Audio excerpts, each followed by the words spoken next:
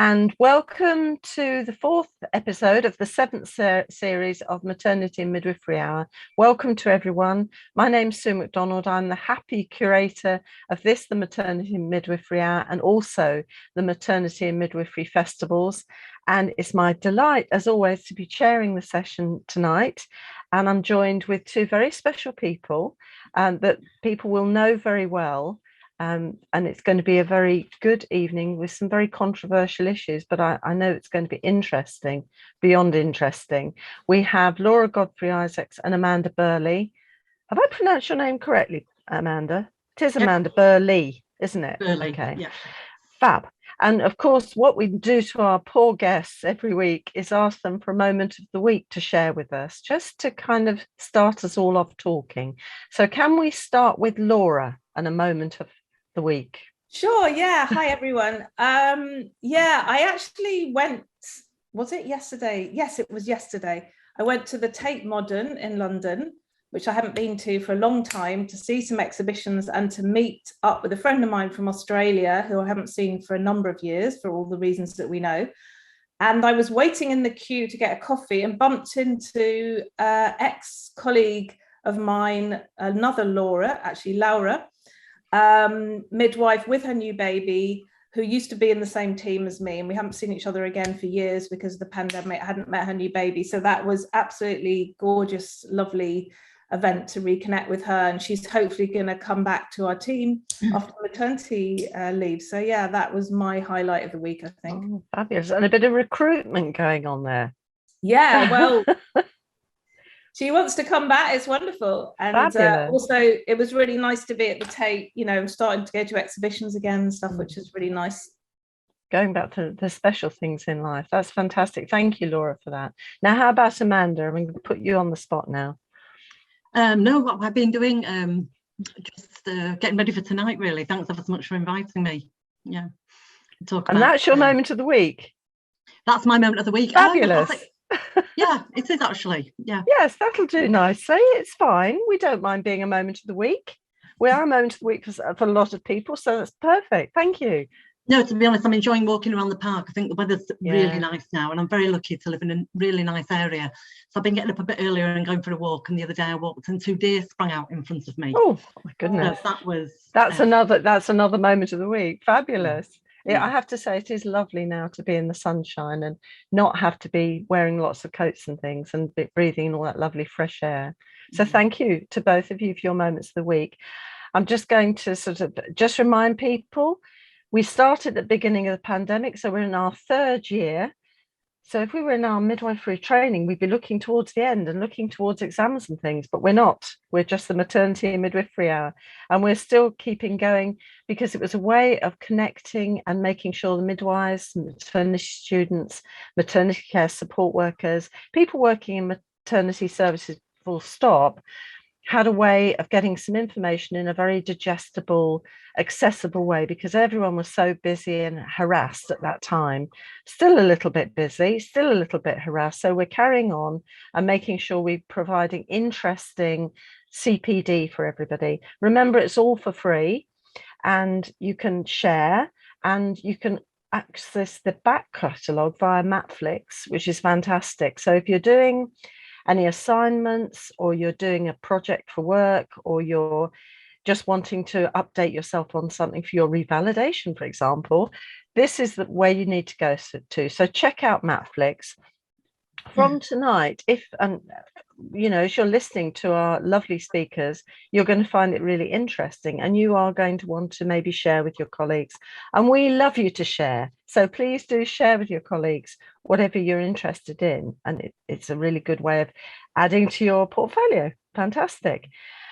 I want to say a big thank you, as I always do, and I really mean it, to all of the people in the maternity services, but also in the NHS, who are keeping on working, even though everyone is stressed. There is a lack of staff. We haven't got enough people, and there's some quite difficult news stories in the media at the moment, which can make you feel very low because they're not valuing the staff the way they should. in the way, for example, when we started in the pandemic, there was a lot of positiveness towards staff, which was right and proper. And I'd like to return to some of that. So you are fantastic. So carry on doing what you're doing and look after yourselves at this time. Kind of, if you're finding some of the newspapers or some of the media are saying things you don't like, maybe change your newspaper. That's one of my New Year's resolutions today anyway, but not that I read the particular papers in mine, but anyway. So a big thank you to our students and our midwives and our maternity care support workers, everybody who's in the maternity services. I know we have some medics, we have some paediatricians that watch in, so hello to you as well. And just, I'll reiterate, look after yourselves. Okay. Now in the news this week, you know, I do a little news feature. Monday was International Day of Living Together in Peace, and I'm hoping that soon we might get to that point. It would be wonderful if we could. Thursday is World Bee Day, and Friday, International Tea Day. So that could be tea and honey, really, on that point. Big congratulations, actually, to Sandra Samuels, who's a former nurse, who's become the first Black woman to be elected as mayor of Wolverhampton. I mentioned she isn't a midwife, but we can say she's an honorary midwife. That's great. Good to hear anyway. Now, Ulster University are carrying on with their health and social care workers' quality of working life and coping while working during COVID pandemic, phase 5. Some of you will have participated in that survey, and it's now into that phase 5. And I've put on the resource sheet that is with this evening's session, I've put the link there if you want to access that and contribute. That's there. And I'm going to say a big get well soon to Jonathan Van Tam. I'm sure he's not listening, but maybe he is. And I know he's been a bit unwell with COVID. So it's still around and it's still making people miserable. So if you have it, get well soon. Do all the things of isolation that you can to keep well and reduce the infection. The big news has been the ongoing cost of living crisis. Now, sadly, I can't do any magic for that. It's very difficult because you know that many of your colleagues will be facing huge bills and being worried about it. Many of the women and families we're looking after are also facing those anxieties. And all we can do, I guess, is be very aware of resources in the locality that we are, that we can point people to and just support them. And there are ways of cooking fresh food, but I'm not sure a 30p meal quite works for me. I've never managed, and I'm quite stingy with my cooking. I think it's quite difficult. Now, I could say, was the pinnacle of your week Eurovision? Did anyone watch the Eurovision Song Contest? I hadn't watched it for years, and I watched it and I thought it was a lovely event, very positive, some nice music, but I think it was the feeling of kind of togetherness that I really loved. That really felt good. And it was fantastic that Ukraine came first. Very haunting music. I've had it as an earworm for days. Also, our Sam Smith coming second. That was a really good result and a good evening. So it feels a good event. It felt a good event because I know at the moment it is a difficult time for a lot of people, and we need to look out for each other. And I think that's going to be underpinning some of the discussion we're going to have tonight. We're looking at two quite difficult and challenging topics, both of which impinge on our practice as midwives. And if you don't think it does, I think you need to listen quite carefully to both of our lovely speakers, because these are things that we are going to meet as midwives. And one of them is about abortion and access to abortion and kind of women's rights more than that. Mm. And the other issue is bullying, because some of you will have experienced it or seen it, and it's still going on. And a lot of the reports that come out mention it, or there's sort of talk on Twitter, and you know by now I'm an avid tweeter. It comes out, and I kind of think, how come we're still talking about it? How come it's still there, messing up our culture and our people that we should be looking after? So I'm going to start with our lovely Laura Godfrey-Isaacs, who we know from before, who's our artist, midwife, creative producer, and birth activist. She brings all her knowledge and experience in the arts towards into midwifery, and brings a really fresh interdisciplinary perspective to inform birth education, practice, policy, and research. And many of you will know her from her presentations at conferences. She writes, she blogs about birth, and she's written a very good blog recently, which is also on our resource sheet. She's an ambassador for Procreate Projects, a co-chair of the Women's Equality Party's Health Committee, board advisor of the International Forum for Wellbeing in Pregnancy, and was a member of the Thought Leadership Group at the NMC, reviewing midwifery education. And of course she has, where's that book? She's written this very nice book.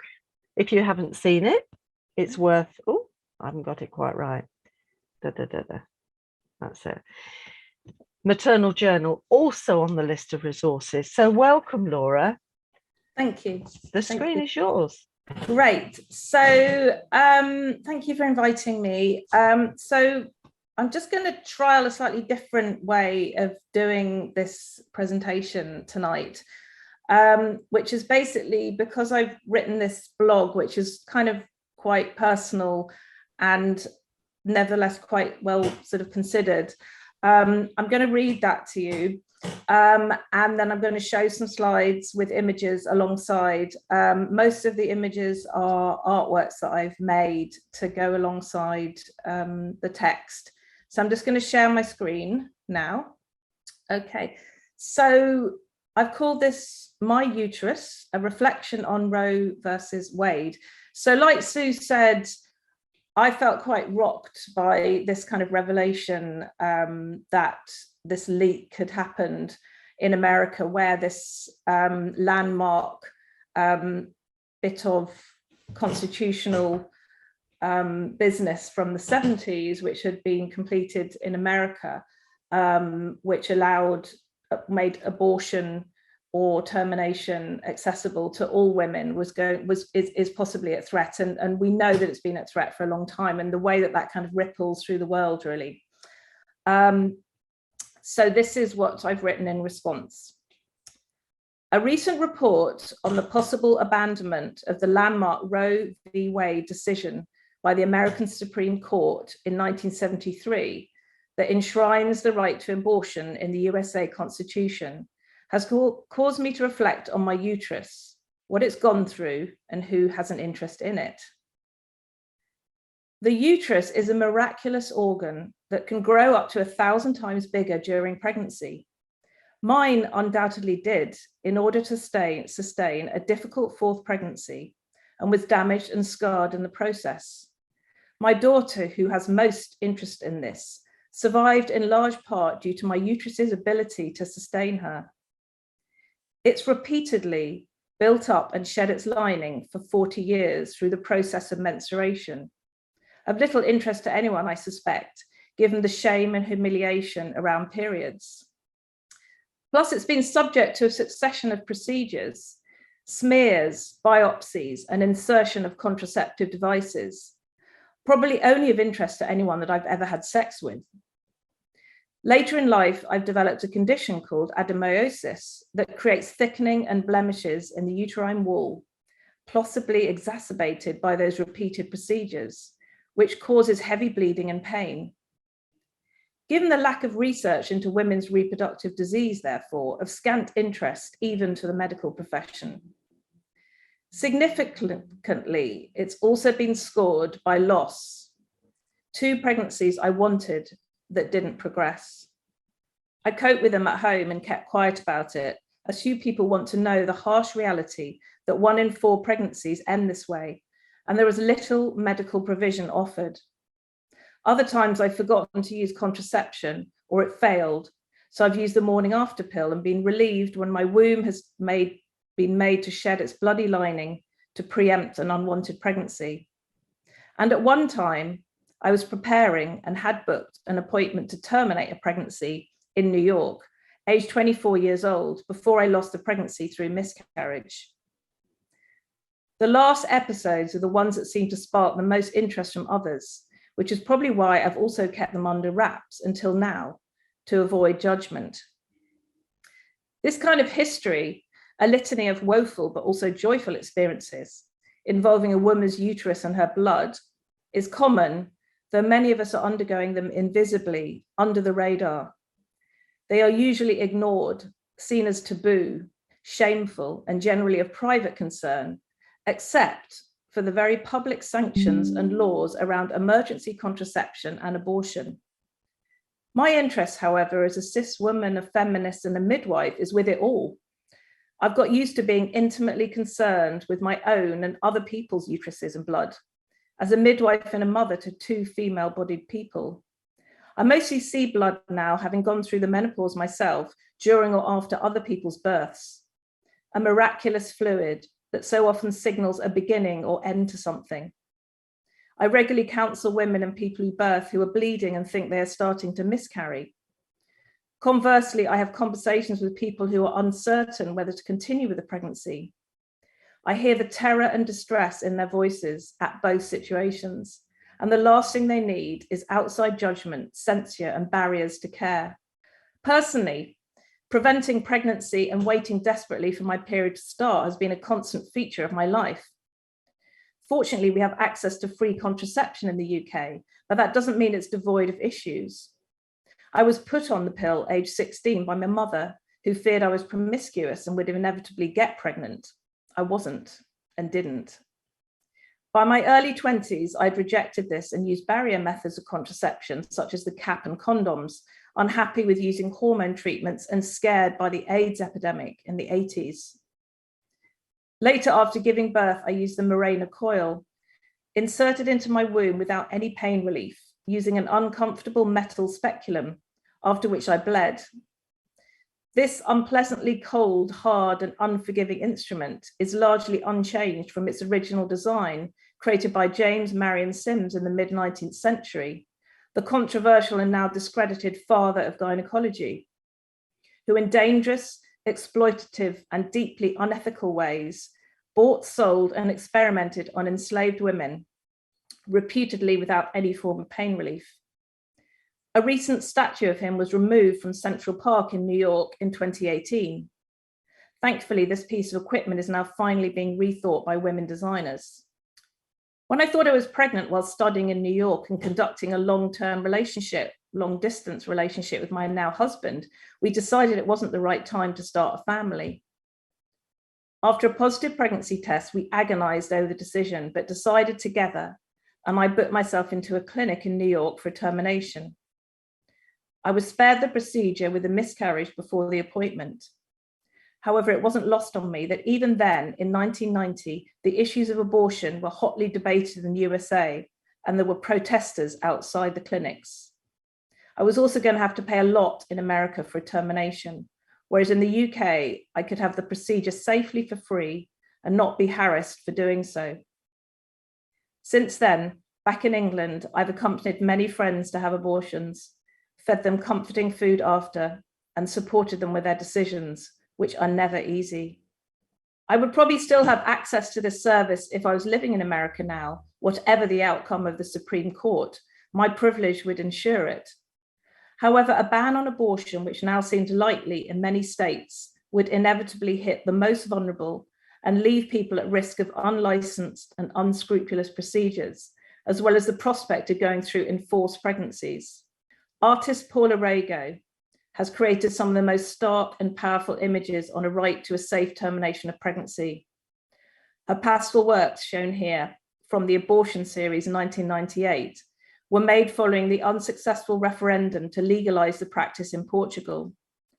They depict the brutal truth of experiencing unsafe, dangerous abortions without the assistance of medical care. Her works have been credited with sway in public opinion and for the successful result when restaged in 2027. Pity then that these kind of images are more often drowned out by the infamous images of fetuses in the womb from Handbook on Abortion by John Wilkie in 1971, seen as highly influential in the pro-life movement that sprung up around it. And I've consciously made a decision not to show any of those images. This worrying clawback of reproductive rights around the world is paired with an increase in overt activism for reproductive justice for all, particularly by young people, from healthcare from exposing period poverty to fighting for the right to abortion as healthcare and trans people's needs to access safe care. Examples include activists such as Candice Chirwa, self-proclaimed Minister of Menstruation in South Africa, and Indian influencer Dipla Khoshla, here shown on the screen, who has collaborated with UNICEF on the Red Dot campaign, as well as organisations like the Women's March, Maternity Action, Bloody Good Period, and the Red Box Project in the UK. And the first slide I showed was a picture of myself, my daughter, and my niece at one of the women's marches in 2017. Inevitably, there will be strong pushback in America against this draconian move, and an artist of the calibre of Paula Rego could help make the realities visible. Meanwhile, my uterus sits small and snug back in my pelvis after the menopause, having worked hard, though still inhabited by a Mirena coil to control the adenomyosis symptoms. Invisible and scarred from my reproductive years, it holds the traces of its triumphs, as well as the ghosts of the babies lost. None of that sparked any interest, and I've experienced multiple brutalities and injustices along the way. However, a short Twitter post in support of abortion using my own experience immediately generated online hate. I have no shame or regret at deciding to have a termination. It was the right decision at the time and affected not only me, but my partner too. My body, my uterus, my decision. I went on to have 2 children in the same relationship years later, and I hope and expect my children will have access to the same basic healthcare provision in the future if they need it, without any harassment or censure. Thank you for listening to that. As I say, I don't normally read, but I'm becoming more and more really a writer. So I feel in some ways reading something that I've really put myself heart and soul into is kind of a way of perhaps communicating what I'm feeling and my kind of views around a subject in a particular kind of way, which I'm kind of experimenting with. So it might be quite interesting to actually get feedback from people how that comes across, because I normally do talks, you know, where I very much engage with the audience, which is obviously more difficult as well with an online format. Which is another reason why I think in some ways maybe reading a piece with images can sort of work when you're doing something online. So I think we're going to have questions at the end, unless you want to take any now, Sue. I don't think any questions have come through, but it's good to have the opportunity just to remind the audience, if you have a question, if you put it through in the chat box, it'll come through to me and then I can field it to Laura and to Amanda. And I mean, I suppose just because we've got a few minutes, little extra, do you think this could happen here? Because it's happened in America. It's kind of, there's a huge lobby towards controlling abortion or access to abortion and healthcare. I mean, hopefully things are going in the other direction here, you know, in terms of in Northern Ireland, you know, an island. So I think I think the problem is possibly the gestation being changed. And I think, you know, someone like Jeremy Hunt apparently, you know, has quite strong feelings about this.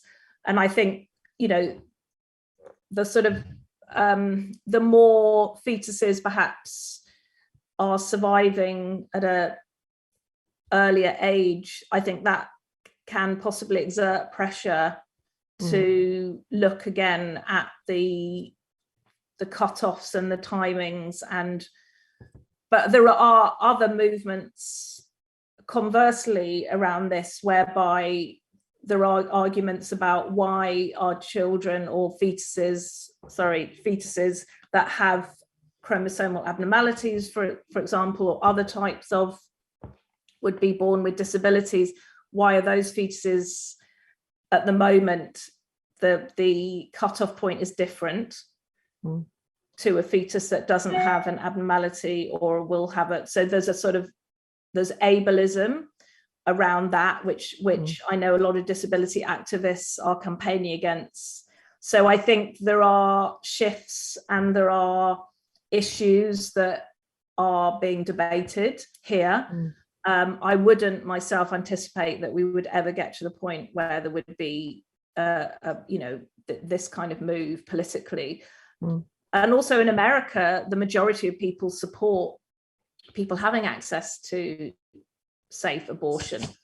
So it's a very strong conservative religious lobby, unfortunately, that is, and like I was talking about those images, and the sort of pro-life movement has kind of sprung up in the 70s and was kind of taken on by particularly Christian evangelists, and those images from that book were very much sort of weaponized, which is obviously why I chose not to use any of them.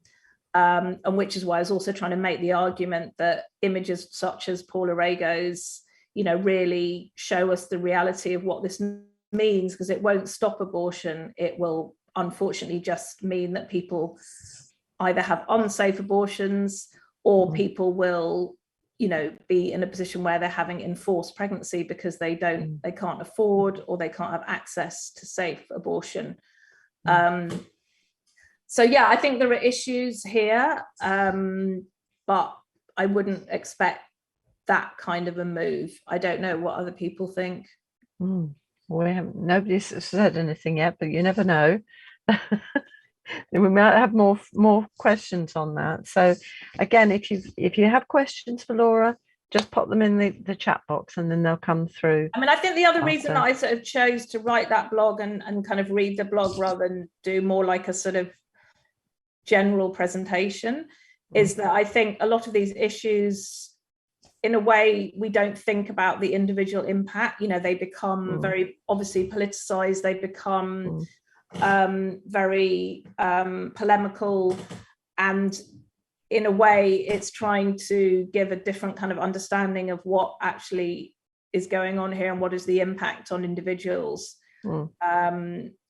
So, and sort of wider issues around women's health not being considered, not being researched, not being supported, and yet this issue causes so much controversy and causes so much attention, whereas there are so many other issues where women's health and reproductive health is not supported, and mothers are not supported, and people who birth are not supported. So but I think sometimes kind of discussing that in a more personal way actually makes it more relatable and makes it it helps you to understand maybe in a different way to just again presenting something that becomes very polemical, and then you get this kind of diversion of interests and views as opposed to trying to build kind of understanding.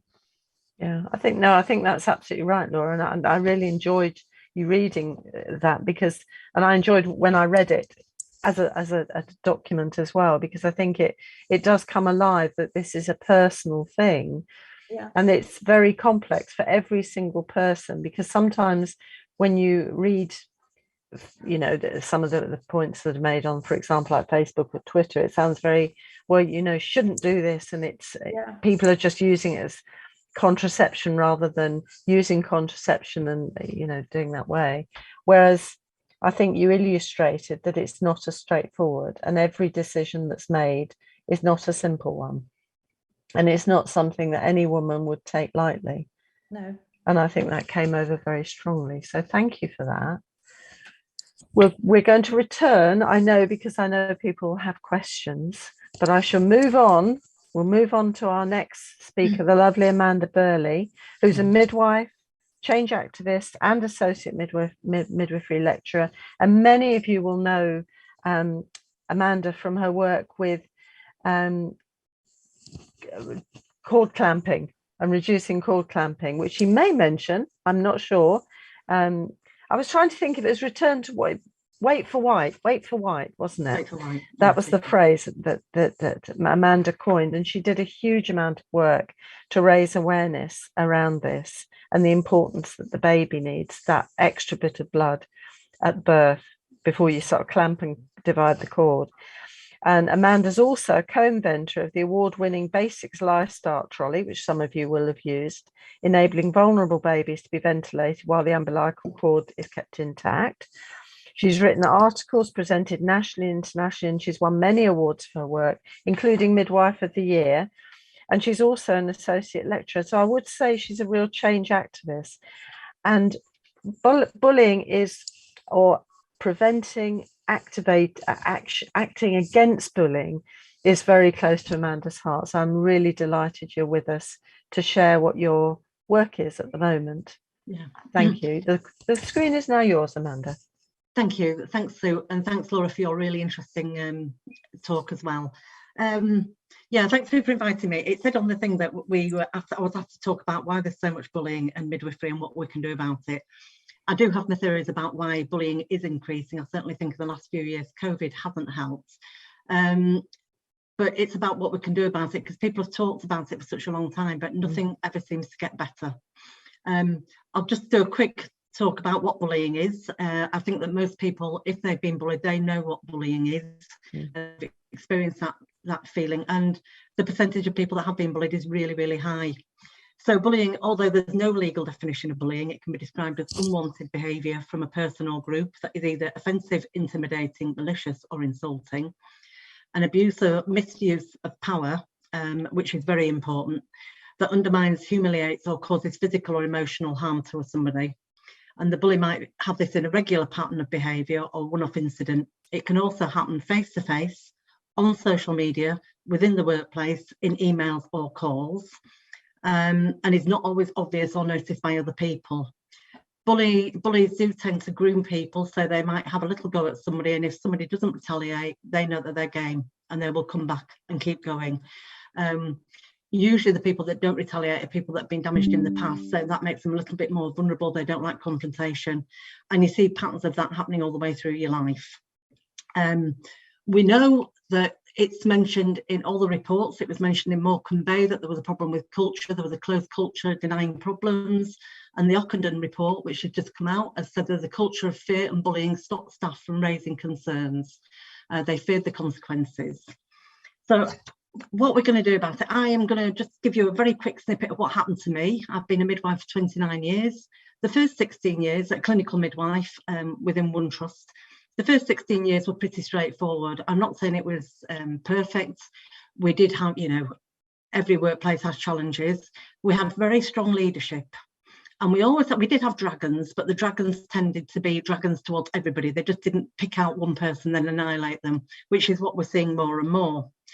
So the 13 years were hellish. And the two reasons that happened to me was I had a little sojourn to New Zealand, and when I came back, I was a single parent with two children who had registered disabilities. So I asked if I could have subtly changed hours.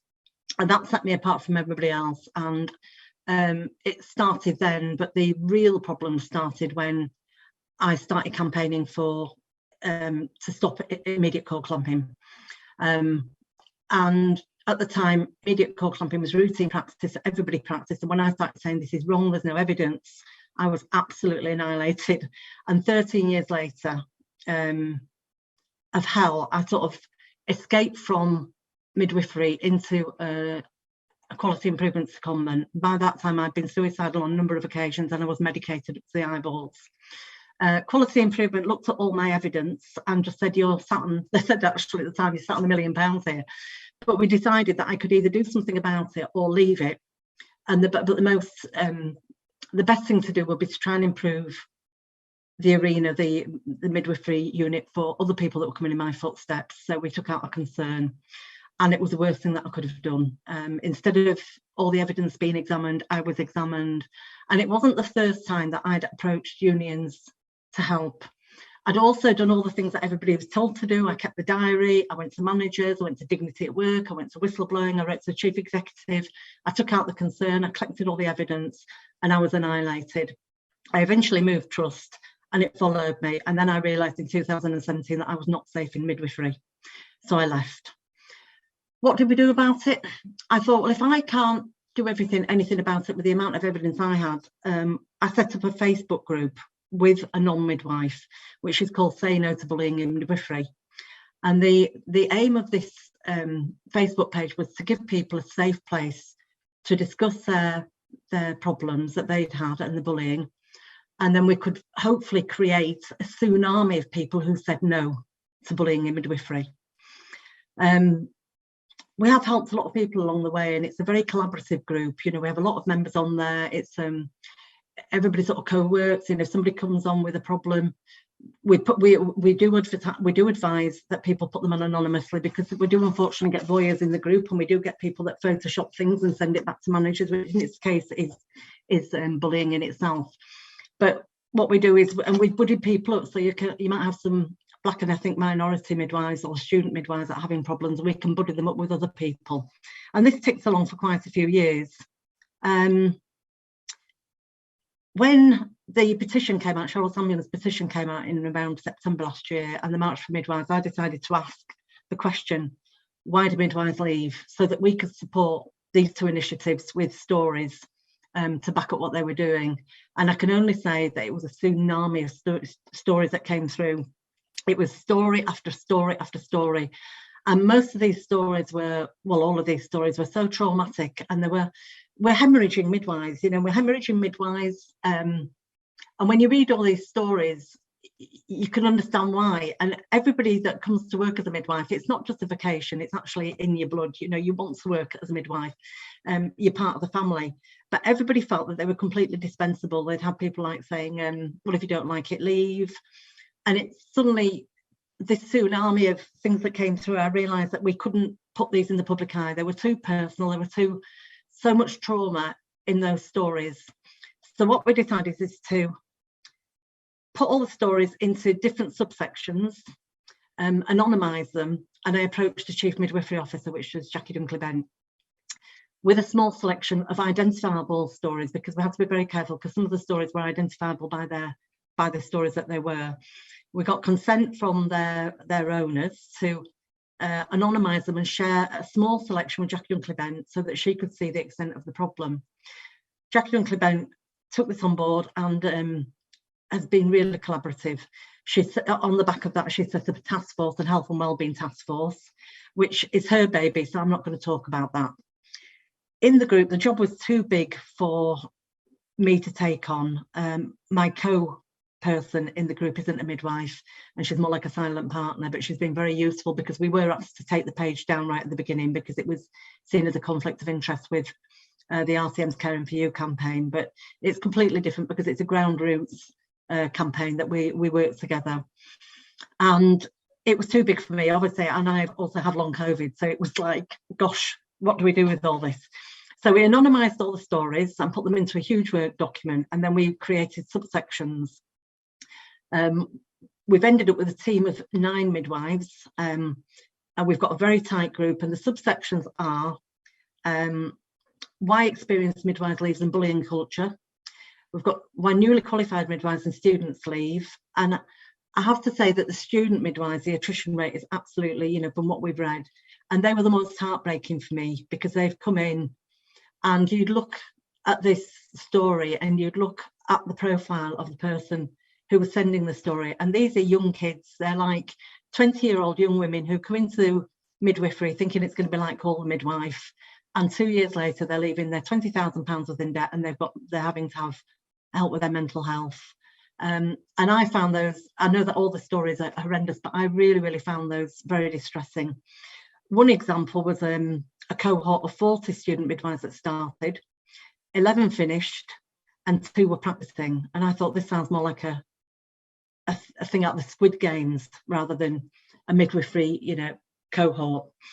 And the other one we've got is, the other subsection is workload and continuity of care, because we all know continuity of care is a fantastic model, and it's how everybody wants to work. Not everybody, but a lot of people want to work. But without the resources, it's impossible. And we had stories of midwives that were working in excess of 20 hours, or 27 was the longest, without a break, because they were doing community, then delivery suite, then community. And it was unsustainable. And then we had a conversation going about how it could be repaired with the continuity of care. So we've got different midwives that take on in each subsection and done thematic analysis of each one. We've included all the stories because we think that the stories, I see my position as a conduit of those stories. We're giving people the chance to have a last say in what happened to them that they've been denied before.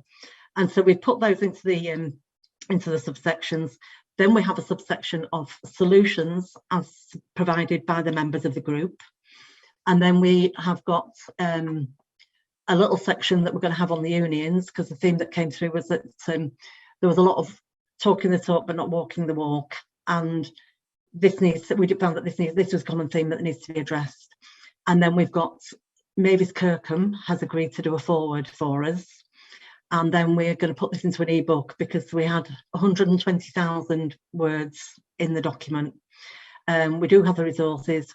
We've got 9 midwives on board, and then we realised that not only did we have to converse with Jackie Dunkley-Bent in England, but we need to converse with the education departments, and we need to converse with the chief midwifery officers and the education department in each country. So this is the Republic of Ireland, Northern Ireland, Scotland, England and Wales. I didn't at the time get consent to share the very confidential stories with the chiefs of the other countries. So at the moment, Jackie's the only person that's been receptive. She's got ownership of those.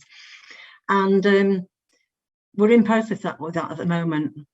The document actually belongs to the members. And once we've got this document together, which we've got somebody who has also been bullied, she's providing the resources to make it into an ebook. We'll decide which way is the best to get this through. And it will be a joint decision with everybody that's on the group. Stories that we've had, it's so horrifying really to see the states that people are getting to. And I know that it happened to me, and I love midwifery, you know, and I think once you put your head above the parapet, or you become slightly different to anybody else, you put yourself in a position, you're not towing the line, you're not part of the status quo, and you put yourself as in line to be victimised. I found, particularly in my case, there was a mob mentality where you had a leader who surrounded herself with people, and you find this in every area really, surrounded herself with followers who wouldn't say they're sycophant, but they daren't step outside the status quo to protect anybody that's been bullied, because the same thing might happen to them. And you see that in social media as well, where somebody else will have a different viewpoint or will champion something else that other people don't agree with, and they will be cancelled out or annihilated. And it's this mob mentality which we have to stop. We seem to have lost the art of debate.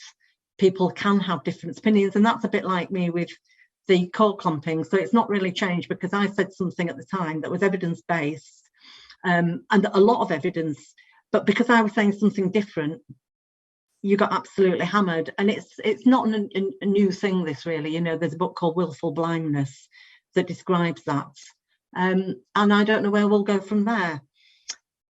The document is actually being very, very well received, and we are now actually working with NHS England Improvement Health and Wellbeing Directorate through Jackie, who have asked us to meet so that we can talk about some of the findings. We will talk about, because I think the other thing is that people on the group are all frontline workers. A lot of the time, you know, none of that filters down to the people that are actually on the front line. It sort of reaches the heads of midwifery or other people, but it never gets down to the bottom, so their voices aren't heard. And so hopefully our group will be able to help take something forward and hope to facilitate positive change. I don't know what we're doing for time. Let's have a look. Sue said to me about taking some go home messages as well, and I did write some down. I think really what can we do, because I think the bullying is such a problem. What can we do when all the other things don't seem to work? I would ask everybody if they'd like to join the Facebook page. You know, with safety in numbers, we've now got over 3,700 people. And I think that's the other thing really. Individually, each member has been bullied because they think that they can get away with it. But when you come back and you've got 3,700 midwives and students behind you, we're a bit more formidable. So we might be able to do something about that. So join the Facebook group. We do ask questions right at the beginning because we try to protect the members of the group. So the questions are really important so we can protect people. If you do post something, there is a way to post it anonymously on the page, or get in touch with me or Danny, who's the other person, and we can post for you. write to your chief executive officer of the trust. Don't leave it with the midwifery officers or the head of midwifery. Write to your chief executive officer, because they are obliged, they are obligated to listen and respond. And you can do this retrospectively, because no chief executive wants it. They may not know about it. It may be covered up. And I think that's a really good thing to do, because if they have a flurry of complaints coming in, maybe they will take it seriously. It is International Day of Action Against Bullying tomorrow, 2022. So please flood social media and raise the voices, because bullying it does need to be eradicated, or as far as we can, but we do need to keep talking about it. And this is an initiative that's spread from Australia to America, and Say No to Bullying have come on, and Jackie Dunkley-Bent is supporting that initiative. So please do what you can to flood it. One tip with people that have been bullied, because I thought the one tip that I was told by a bullying expert is, if anybody says anything to you, it's really, you can freeze and you're not sure. And one of the things that I had said to me was once that, you're too kind. And the bullying person said to me, what I should have said back to her is, what do you mean by too kind? You can say it really nicely, really quietly, but then it puts them on the back foot, and they've actually got to think about them not being kind enough. And you could do with that with anything. You know, if anybody said, ask them just in a non-confrontational way, what do you mean? Please, could you explain that? Because then they have to go back and actually think about what they've said and justify what they've said. The other thing that's important is that all of us have to reflect on our own behaviour and how we respond to others, particularly if we're responding in stressful situations, or we feel exploited, or we feel bullied, and how we retaliate. And that's everybody's responsibility. And I think that's probably about it. Yeah. A whistle-stop tour. There's a lot more we could talk about. Yeah, and it's a huge area, isn't it, Amanda? And I think you've put your finger on a lot of the issues. I mean, I loved your the old-fashioned idea of we have all had dragons, but they were dragons to everyone. They were. And you sort of think, I had this picture in my mind about this dragon just picking off, the more weak people in the organization, which of course is what it is. And it's sort of the other words you that have made a big thing of for me, and not feeling safe in midwifery, because that hits me as a midwife, to think any of my colleagues would feel they're not safe in midwifery. That's a terrible thing to feel. And it's painful for me as a midwife to hear, and I'm sure it's obviously painful for you to being verbalized. I know online at the moment there's a lot of people sharing their stories. You can ask questions too, and I mean, I think that just kind of with the bullying bit, I know that I've heard, I know someone who was being bullied, and she'd tell me all about it, and I'd say, well, you need to get the evidence, the usual thing, you need to get the evidence, you need to write it down. She said, but when I write it down, it looks really silly. They're little things that are said and little comments about things I've done, and the fact, I haven't done this correctly, I haven't done that correctly, and they're not any big things, so it looks as though I'm being petty. I mean, how would you advise about that, Amanda? Because you've been through it as well. Yeah, I think it's a collection, isn't it, really? It's a collection, and it's how that person made you feel. So you don't even have to put obviously put the things down, but it's about how that person made you feel. If that person makes you feel intimidated, fearful, terrified, it's a collection of things, and sometimes it can be one-on-one, and it makes you feel very, very, very vulnerable. And it's really about writing down how that person makes you feel. It's not particularly what they've done, it's how it made you feel. And that's a lot, that came across a lot in the stories about how people were singled out. Or sometimes it wasn't singled out. A lot of the time it was mob mentality. But the thing, when it's one person against another, especially in the student situations where you've got a mentor, it's incredibly difficult. And I know that there was a fantastic clip on gaslighting, and I was actually taught this as well by the expert, and she said to me that the best way to get is to leave. And I had to say that I fought on and on and on and on, and I had to stay in the same place because I had two children of school age, and I had to, you can't just up and go to a different city. But I did stay, but it was a detriment to myself, and I agree with her that actually the only way you can do it, they never get it. It's like a dog with a bone. They get the teeth into you and you're not going to escape, and the only way you can do it is to leave. And that is really sad, and especially when you know that nothing's been done about it. Yeah. But I mean, the other thing you were saying is about unions not being very helpful. The stories that are coming out, and certainly in my case, the unions were complicit with managers and trust. And like I say, I had so much evidence, and if I couldn't have changed anything, nobody could. Because I think I had the added evidence, because I had changed practice. I put myself up there, but it was everything. It was workload. My caseload was 145 in 17 and a quarter hours, and I was told that it was time management. And when I eventually, and the full-time equivalent is 98, and I had 145 in 17 and a quarter hours. I wasn't even allowed to do 18 hours. I maybe do 17 and a quarter because I couldn't start a quarter of an hour earlier. And when I crashed and then crashed again, I was told that I wasn't resilient enough. And then I didn't find out till afterwards that I actually had 3 times the caseload that I should have done. It was an inner city, high safeguarding, high immigrant area. I absolutely loved it. Yeah, I just couldn't. I've forgotten where we are. Yeah, I mean, that's very heavy, isn't it? Because you're almost set up to fail, and then you feel as though it's all your fault, which is totally horrid. This was the evidence that I had. Yeah, and it was, I mean, Katie. Now I'm not going to be able to pronounce Katie's name. Katie Pochievakovic, I think. Sorry, Katie, I've made a real meal of that. Says, thank you, Amanda. And what's the hashtag, please? It's hashtag say no to bullying in midwifery, which is a bit long. And then we've got International Day of Action in bullying. But say no to bullying in midwifery. There is actually a page which is obsolete. It's a group, and we all look after each other. Okay. And everybody on the group is really fantastic. People will come in, there's people with a lot of skills on there that will offer to help and stuff. And it's always nice to story down, however daft you think it is, because you will get people who will zoom in and give you lots of support and lots of advice as well. It makes you feel less alone.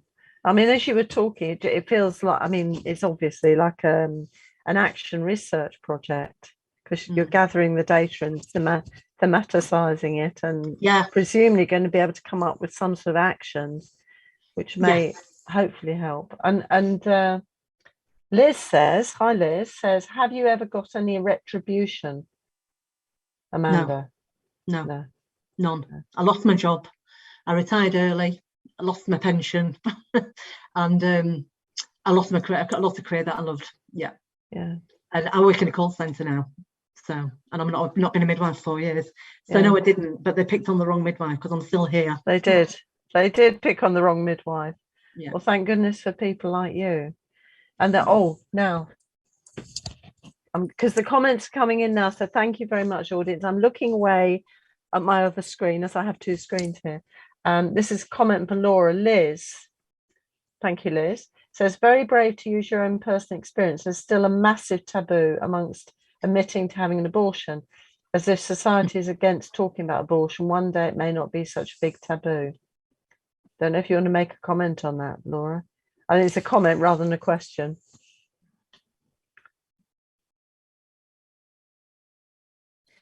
Yeah, I mean, I think that's why I chose to talk about it, and that's why I said, I hadn't previously talked about it, because of the sort of shame that is around it and the taboo around it, and not wanting to elicit that kind of negativity possibly. And also it was a long time ago, I was very young, but that's why I've chosen to talk about it. But then by talking about that, it made me start to think about all the other things that sort of happened in my sort of reproductive life, which I've also very often kept under wraps or not talked about, and yet very little support or provision around those issues. Can you hear me? Because everything's it's coming through. Funny. I think we've got a sort of there's problems on the airways, but we're having your voice coming through really well, Laura. Thank you. No, I think. But also I'm at a stage in life. I'm 57. I've gone through the menopause. I've got 2 children. I'm looking back at a lot of things in my life, and realize all these things that I've gone through, and having that kind of perspective on them now. And also I think just at a stage of life where I'm like, well, I am going to take up space, I am going to talk about things that are important to me, and I don't really care so much about other people's views or opinions about it. I know what I think about it, so I think it's sort of maybe that point in life when you just sort of I'm not going to use a rude word, but you do think a bit, And actually I thought it was a very celebratory in some ways, especially the glory of this uterus that expands 1,000 times. I thought it was such a varied, like your art, such a varied kind of perspective, which was really good to read. So I would say to anyone who's watching, actually read Laura's work, because I think it's very it's stunning. Oh, thank you. It's and stunning. I am kind of working on a memoir at the moment, sort of looking at my body, and that thing about that 4th pregnancy, which was my 2nd child. I had she had a very rare condition. And so I had a very medically managed pregnancy that actually involved quite a series of sort of quite brutal procedures. And so again, I'm thinking about that and thinking about all these things that have sort of happened to my uterus, through my reproductive life. And yet maybe the thing that society would focus on is the fact that, I booked for a termination. As I say, I didn't have one in the end because I had a miscarriage, but miscarriage itself, I had 2 other miscarriages, which again were very under the radar, and so looking back at a lot of things really, but I don't feel any shame about making that decision at all. No, and I think, it's interesting because just as abortion has a stigma, so too does miscarriage. I think a baby loss itself, stillbirth has perhaps not got the stigma that miscarriage has, but it's still, people are uncomfortable with talking about it. So thank you for sharing that, and very much. I think that was really good. I've got now a message from Amanda, because we're running out of time. This hour always goes too fast. I have a message from Amanda, and this is Abigail Luck. Hi, Abigail. And she says, brilliant talk, Amanda, and thank you for all the amazing work you're doing. Just wondering, why is it specific trusts that get away with bullying time and time again without any consequences? What can be done about it? This is a huge, huge question, I think. And is there any evidence from midwives from minority ethnic groups getting bullied more often? The report certainly covers midwifery and midwives from British and minority ethnic groups being bullied. I think the other thing that I thought with the Black and ethnic minorities, they were, when I started my training, the midwifery wards were run by black midwives that come over, and they'd rescued the NHS really, and we had some very, very strong characters. And it made me wonder that now all these midwives have retired, whether the Black and ethnic minority groups are actually more vulnerable because they haven't got that strong network that they had when I first started work. It was just a theory, just a thought. What can be done about it? I don't know.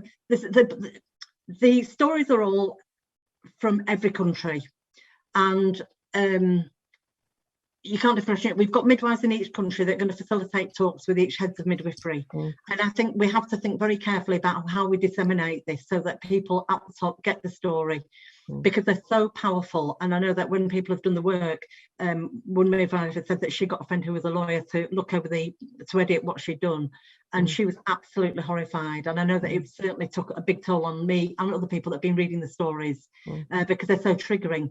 So it's about how we use those to the best of the abilities, because we need to, it's a fantastic opportunity. We didn't expect to do this, but it's a fantastic opportunity, and we have to make sure that we use this report to the best that we can. And how we'll do that, I'm not 100% sure really. We have to think about it, because we also have to protect midwifery. We've said before about not washing our dirty linen in public, but sometimes it comes a case when people have to know what's going on. So I'm not sure. Yeah.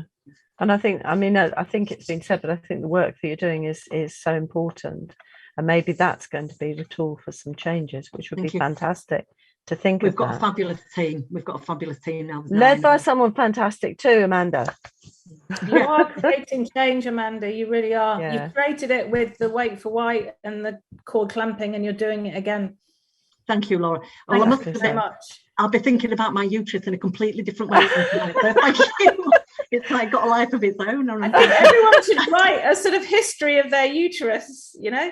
Oh, absolutely. Yeah. I probably should have done a bit of a trigger warning, but I think our midwives and student midwives are kind of gathering with, and I know that online there's a lot of discussion going on. So thank you for your patience, and thank you to Laura and Amanda for raising these difficult issues and being very honest and very generous with sharing their experiences, which are all painful in different ways. And we need to hear that sort of information and be able to think about it properly. Now, I have to say, as well as saying a big thank you, I'm saying, as usual, the hour goes too quickly. This hour always goes very quickly. And I have to say that now we're coming to an end. So I'll just put a flag up for next week, where we've got Professors Amanda Wayne and Joe Foster talking about midwifery education. So that's next week's Midwifery and Maternity Hour. Look out for the 8th of June for the personalised maternity care building on Ockenden with a stellar cast. We've got Baroness Cumberledge, Dr. Claire Feely, Maria Booker, Joanne Crawford. We've got Benish Nasmin and Chris Binney. So that's all going on the 8th of June. So look out for that. The North Manchester Festival's on the 21st of June. So get registering for that. And on the 29th of June, this is for student midwives out there, student midwives and educationists. There's a fantastic student festival online on the 29th of June in the afternoon. I've chosen a Wednesday afternoon, so it's perfect in the university. So book in for that. You can come as a group, you can come individually, whatever suits you. We've got Mary Renfrew, Professor Mary Renfrew, and presenting as well. So that'll be fantastic. So do book her in for that. It's all free and it's fantastic. So do that. And I'll just say another big thank you to Amanda and Laura, and a round of applause to them both. And we'll see you next week. And in the meantime, everyone, just take care of yourselves, keep safe, and we'll see you next week. Thanks, Laura. Thank you. Bye-bye, everyone.